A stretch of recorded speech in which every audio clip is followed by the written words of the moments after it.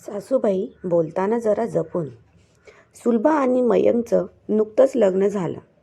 लग्न अगदी थाटामाटात पार पडलं. नव्या नवलाईचे दिवस सरून सुलभा संसारात रमू लागली. सासूबाई तिच्या तशा घमंडी होत्या. प्रॉपर्टीचा त्यांना जरा जास्तच गर्व. सुलभा मध्यम वर्गातील मुलगी. आईवडिलांनीही तिच्याकरिता काही कमी केले नव्हते. सासरच्या लोकांच्या सगळ्या अटी मान्य करून तिचं लग्न लावून दिलं. सुलभा मयंकचं प्रेम दिवसेंदिवस बहरत होतं. त्यात सुलभाने आनंदाची गोड बातमी काही महिन्यातच मयंकला दिली. त्याच्या आनंदाला तर पाराच उरला नाही.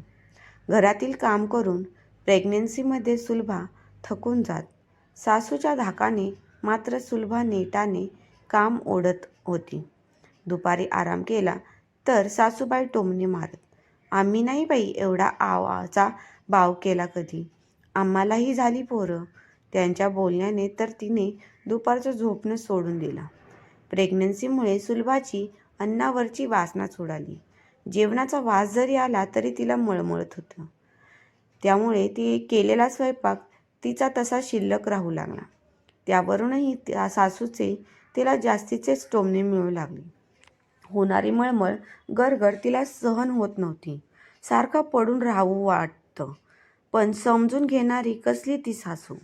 नुसताच टोमण्याचा भडीमार करू नको म्हणून नाईलाजाने दिवस काढत होती. घरात काही नको ते तिला खायला होतं, पण तिला खायची इच्छा होत नसे. अक्षरशः तिला सुरुवातीच्या महिन्यात ती जेवणच करत नव्हती. केलं तरी उलटी होऊन सगळं बाहेर येत होतं. त्यामुळे ती फळं थोडीफार प्रमाणात खात असे. त्यात तिचं वजन खूप कमी झालं होतं. शरीर अन्न न टिकवल्याने तिला डाळिंब खाण्याची इच्छा झाली. तिने डाळिंब सोललं आणि खायला सुरुवात केली, पण तिला तेही जाईना झालं.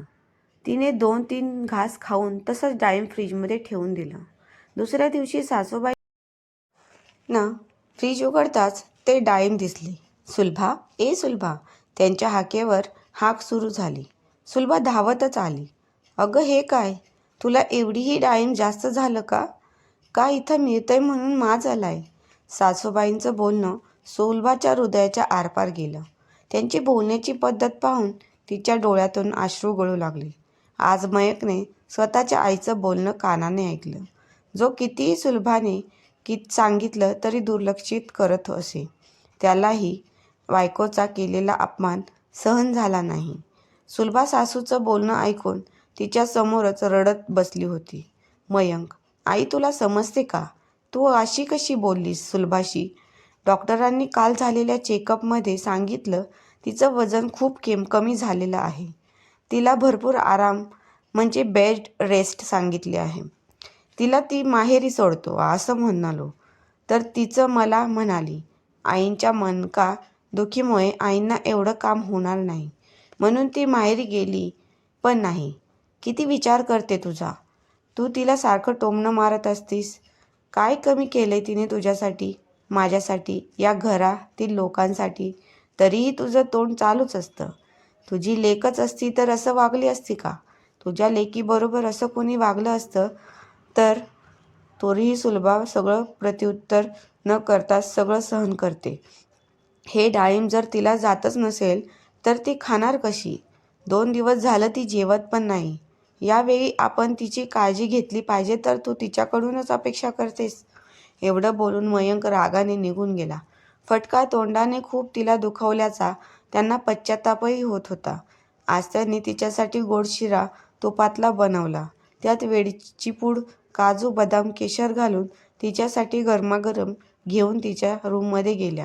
सुलभा त्यांना बघतच धडकीच भरली. ती उठून बसली. "अगं बस, हे बघ तुला जेवण जात नाही ना म्हणून तुझ्यासाठी शिरा घेऊन आले. तुला काम होत नाही तर मी करत जाईन. गदागदा करू नकोस, दगदग करू नकोस. माझं चुकलं, तुला खूप बोलले, पण मनावर घेऊ नकोस. या दिवसात स्वतःच्या हातून केलेलं खाऊ वाटत नाही. मी करत जाईन तुझ्यासाठी. तुला काय जे खाऊ वाटेल ते मला सांग." सासूबाईचं बोलणं ऐकून सुलभाच्या कानावर विश्वासच बसत नव्हता. त्यांच्या बोलण्याने तिला भरून आलं. ती त्यांच्या कुशीत रडू लागली. सासूबाई कशा असल्या तरी तिने मनापासून त्यांना लग्नानंतर आई मानलं होतं आणि माफही केलं होतं. सुलभाला रूममध्ये मयंकच सगळं बोलणं ऐकू गेलं होतं. एवढं प्रेम करणारा नवरा मिळाल्याने ती खुश झाली होती. असंच आयुष्यभर तिच्या गोडीची घडी राहू दे देवा, अशी देवांना मनोकामना विनवणी तिने केली. देवाचे मनोमन आभारही मानले. कधी कधी नात्यामध्ये अपशब्द बोलण्याने दुरावा निर्माण होतो आणि कधी तो दुरावा मिटता येत नाही. नात्यामध्ये अंतर पडल्याने हेच कारण आहे. माराचे केवळ मिळतात, पण शब्द काळजात घुसले जातात. त्यामुळे बोलताना पुढच्याच्या मनाचा विचार करून बोलायला हवं. नात्याला तडा जाणार नाही.